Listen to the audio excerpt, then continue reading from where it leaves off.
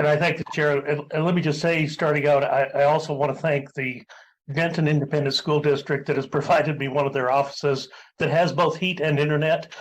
So I knew I needed a reliable source of internet to be a participant in this hearing.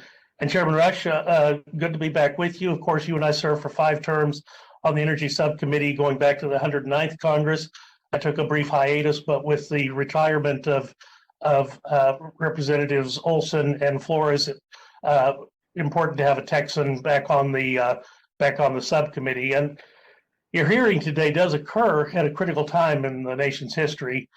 5 million American households left without electricity across Oklahoma, Texas, Louisiana, and Arkansas.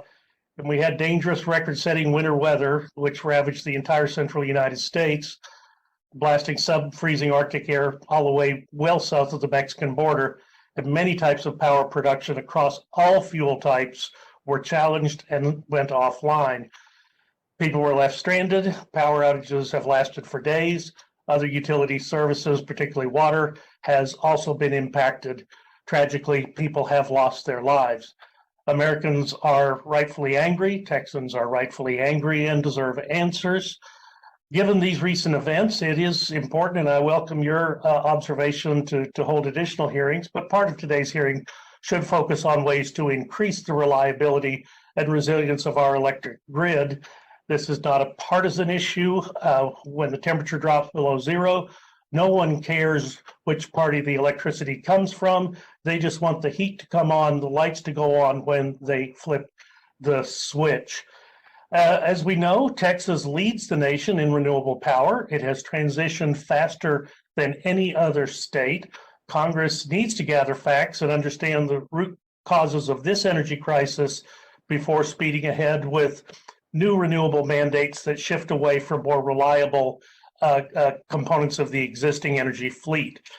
In recent years, the energy sector has gone a rapid transformation and reduced our dependence on foreign energy, and that is so critically important, and people forget that. It has helped rescue us from the 2008 economic recession and lowered our nation's emissions. This revolution was not produced alone by federal spending and mandates, but instead created by America's spirit of innovation and our nation's dynamic free market economy. The transformation has brought many benefits to our nation, including, but those benefits do not eclipse the importance of a stable supply of energy for all Americans. Investments are made in new energy production and energy infrastructure, but the reliability of those systems must always be the priority.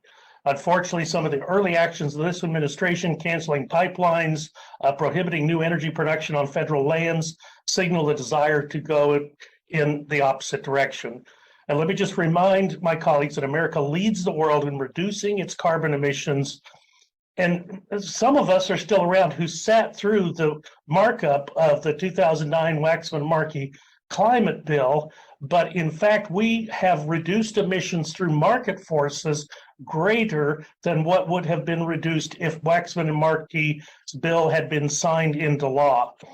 So let's not forget the actions that have been produced by the free market, and they will reduce our nation. If we don't pay attention to that, we will reduce our nation's energy resiliency and hurt our energy workers without any significant impact to global emissions. Look, Chairman Rush, you are correct to say that America deserves a cleaner energy future, but pursuing a path toward that future while ignoring energy reliability may be the wrong approach. This subcommittee should work together to prioritize the reliability of our power sector.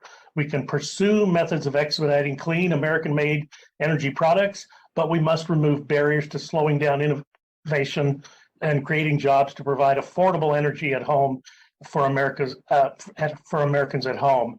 Our energy sector stands ready to meet those challenges, but we can't let the heavy hand of government become an additional obstacle.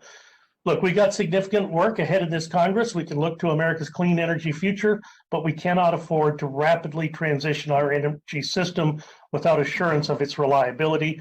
We cannot support policies that destroy entire industries or increase America's dependence on foreign sources of energy and critical minerals. I hope we can find a bipartisan consensus and keep those priorities in mind. And Mr. Rush, I would also ask unanimous consent. In my research for this hearing, I came across a Scientific American article that talked about the 2003 Northeast blackout 5 years later.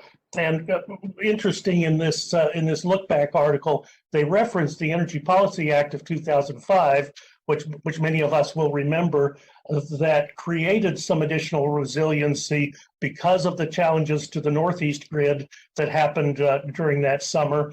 And of course, we all recall that many lives were lost to the extreme heat conditions, and can't forget that heat can be just as deadly as cold if Americans are unprepared. But again, Mr. Chairman, I will get this, have my staff get this to your staff, but I'd ask unanimous consent to include it as part of the record, and I'll yield back.